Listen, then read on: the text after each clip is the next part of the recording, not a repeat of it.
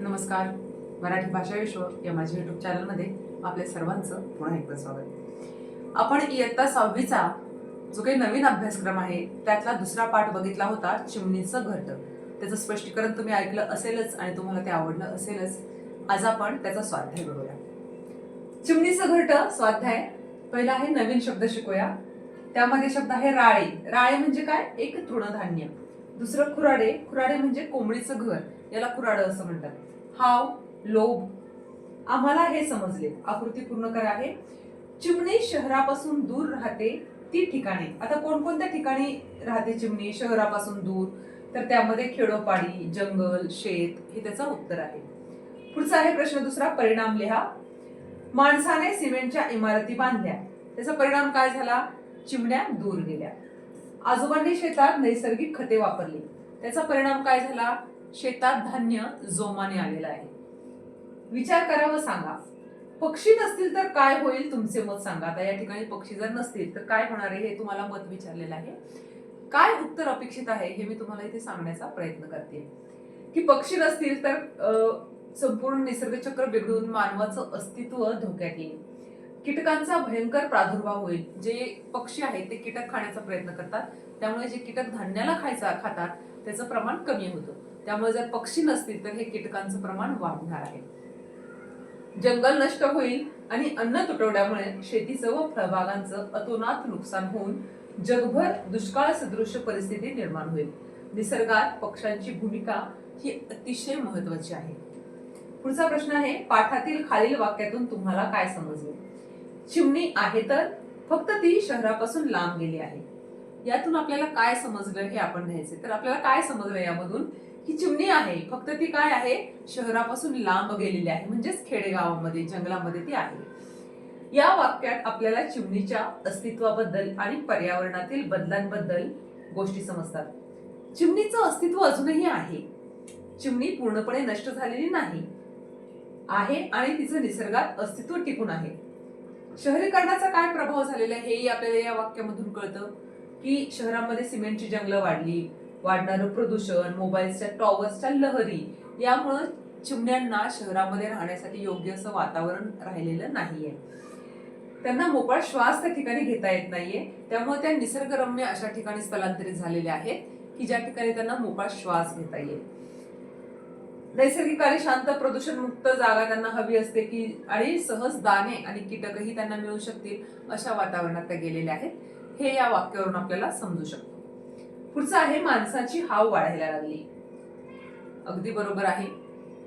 मानवाच्या स्वार्थासाठी, स्वतःच्या स्वार्थासाठी माणसानं जंगलाची बेसुमार तोड केलेली आहे, कत्तल केलेली आहे. वन्यजीव प्रजाती नामशेष होण्याच्या मार्गावर आहेत.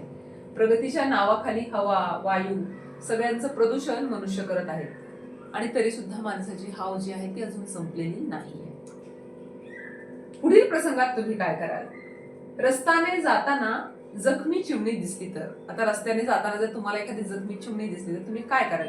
हा संपूर्णपणे सोमतावर प्रश्न आहे. इथे याबद्दल मी फक्त तुमच्याशी चर्चा करणार आहे की आपण काय करणार आहोत त्या चिमणीला. की त्या चिमणीला आपण उचलून घरी घेऊन येऊ, कशाच्या तरी आधाराने आपण तिला उचलू. ती जखमी असल्यामुळे आपण तिला डायरेक्ट असा हात लावून अजून त्रास होईल असं काही करू शकत नाही.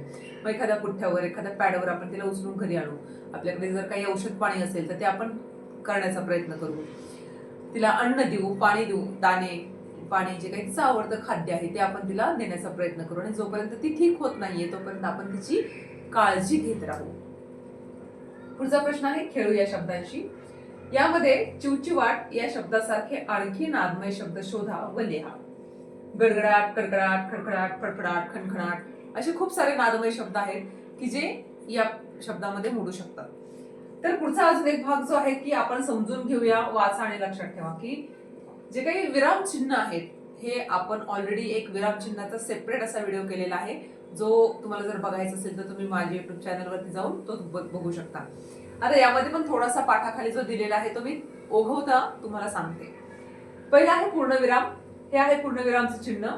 पूर्णविराम कधी वापरतो आपण? ते मी कंसात दिले की वाक्य पूर्ण झालं हे दर्शवण्यासाठी आपण पूर्णविरामाचा वापर करतो. शब्द दाखवण्यासाठी सुद्धा त्याचा वापर करतो. त्यानंतर अर्धविराम. आता हे अर्धविरामाचं हे आहे. शब्दांचा संक्षेप दाखवण्यासाठी, म्हणजे समजा आपल्याला एखाद्या नाव सांगायचं आहे, ग ल देशपांडे, मग ग नंतर पूर्णविराम, ल नंतर पूर्णविराम आणि देशपांडे. या पद्धतीनं पूर्णविरामाचा आपण 2 ठिकाणी वापर करतो, एक वाक्य पूर्ण झाल्यावर आणि दुसरं शब्दांचा संक्षेप देण्यासाठी. आता पुढे आहे अर्धविराम. हे अर्धविरामाचं चिन्ह आहे की 2 लहान वाक्य ज्यास उभयान्वयी अव्ययाने जोडलेली असतात तेव्हा त्या उभयान्वयी अव्ययाच्या पूर्वी हे चिन्ह दिलं जातं. पुढचं आहे स्वल्पविराम. हे चिन्ह एका जातीचे अनेक शब्द लागोपाठ आल्यास हे दाखवण्यासाठी आपण या विराम चिन्हाचा वापर करतो. आता या सगळ्याची उदाहरणं आपण खाली एकत्रितपणे दिलेली आहेत. अपूर्ण विराम, वाक्याच्या शेवटी जर तुम्हाला तपशील द्यायचा असेल तर अपूर्ण विरामाचा वापर करतात. प्रश्नचिन्ह तुम्हाला माहिती आहे, प्रश्नार्थक वाक्याच्या शेवटी प्रश्नचिन्ह देतात. उद्गारवाचक चिन्ह भावना व्यक्त करताना भावदर्शक शब्दाच्या शेवटी देतात. एकेरी अवतरण चिन्ह वाक्यात एखाद्या शब्दावर जोर द्यायचा झाल्यास या एकेरी अवतरण चिन्हाचा वापर करतात. दुहेरी अवतरण चिन्ह वाक्यामध्ये एखाद्या व्यक्तीच्या बोलणाऱ्याचे तोडचं वाक्य जर कोणाच्या तरी आहे हे सांगायचं असेल, दाखवायचं असेल तर त्या ठिकाणी दुहेरी अवतरण चिन्हाचा वापर करतात. पुढचं आहे संयोग चिन्ह.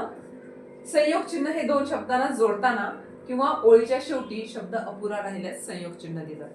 आता संयोग चिन्ह आणि पुढचं जे आहे अपसरण चिन्ह, हे दोन्ही चिन्ह जर बघितली तर ती सारखीच आहेत, पण संयोग चिन्ह जे आहे ते अपसरण चिन्हापेक्षा थोडंसं लहान आहे आणि अपसरण चिन्हाची लांबी जी आहे ती संयोग चिन्हाच्या दुप्पट आहे.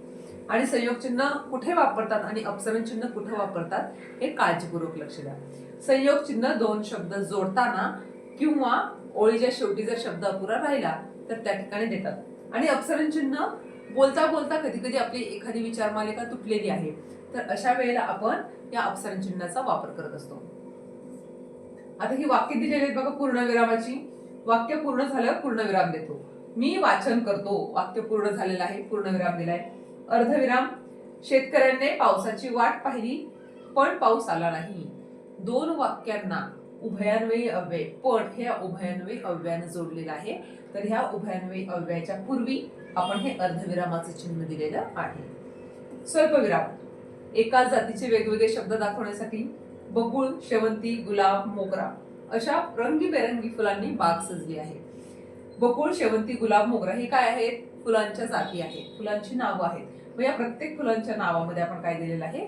स्वल्पविराम हे चिन्ह दिलेलं आहे, कारण ते सगळे एकाच जातीतले आहेत, फुलांच्या जातीतले आहेत. अपूर्ण विराम, अपूर्ण विरामाचं आपण काय सांगितलंय की तुम्हाला एखाद्या गोष्टीचा तपशील द्यायचा असेल. आता या ठिकाणी कशाचा तपशील दिलेला आहे? पुढील क्रमांकाचे विद्यार्थी उत्तीर्ण झाले. कोणकोणत्या क्रमांकाचे तो तपशील पुढे दिलाय. मग या ठिकाणी काय केलेलं आहे? अपूर्ण विरामाचं चिन्ह दिलंय आणि पुढे तपशील दिलाय 1, 7, 10, 5, 9, 17 काय असेल ते. पुढे प्रश्नचिन्ह, तुझे नाव काय आहे? प्रश्नार्थक वाक्याच्या शेवटी. उद्गारवाचक चिन्ह, आहा हा किती सुंदर देखावा. आहा हा हे काय आहे? आहा नंतर आपण या ठिकाणी उद्गारवाचक चिन्ह दिलेलं आहे. एकेरी अवतरण चिन्ह, एखाद्या वाक्यामध्ये जोर द्यायचा झाल्यास. लेखक अरविंद जगताप यांचे पत्रास कारण की हे पुस्तक मला आवडते. पत्रास कारण की पुस्तकाचं नाव आपण या ठिकाणी दिलेलं आहे, त्यामुळे त्या पत्रास कारण कीला आपण एकेरी अवतरण चिन्ह दिलेलं आहे. दुहेरी अवतरण चिन्ह, डॉक्टर बाबासाहेब आंबेडकर म्हणाले, शिका, संघटित व्हा, संघर्ष करा. डॉक्टर बाबासाहेब आंबेडकरांच्या तोंडचं वाक्य आहे, त्यामुळे आपण त्याला दुहेरी अवतरण चिन्हामध्ये दिलेलं आहे. पुढे आहे संयोग चिन्ह, प्रत्येकाने स्त्री पुरुष समानता पाळली पाहिजे. या ठिकाणी 2 शब्दांना मध्ये आपण हे चिन्ह दिलेलं आहे, संयोग चिन्ह. आणि तसंच पुढे अपसरण चिन्ह, मी खूप अभ्यास केला पण विचार मालिका तुटली, पण पुढे आपण काहीही बोलत नाही. अशा वेळेला जर आपली विचार मालिका तुटलेली आहे तर त्यावेळेस आपण अपसरण चिन्हाचा वापर करतो. आता या ठिकाणी थोडासा तुम्हाला गृहपाठ पण दिलेला आहे की योग्य विराम चिन्हाचा वापर करून लेखन नियमानुसार 5 ते 6 ओळींचा उतारा किंवा परिच्छेद लिहा. यामध्ये तुम्हाला डिटेल अजून विराम चिन्ह पाहिजे असतील तर माझ्या युट्यूबवरती जे आहे एक सेपरेट विराम चिन्हाचा भाग हा जो दिलेला आहे तो तुम्ही बघू शकता. त्यामध्ये वेगवेगळी उदाहरणं दिलेली आहेत. अगदी सविस्तरपणे तुम्हाला हा सगळा भाग बघायला मिळेल आणि फक्त विराम चिन्हच नाही तर व्याकरणाचे सगळे भाग तुम्हाला तिथे बघायला मिळतील. त्यासाठी तुम्हाला माझ्या चॅनलला लाईक, सबस्क्राईब आणि शेअर करावं लागेल. धन्यवाद.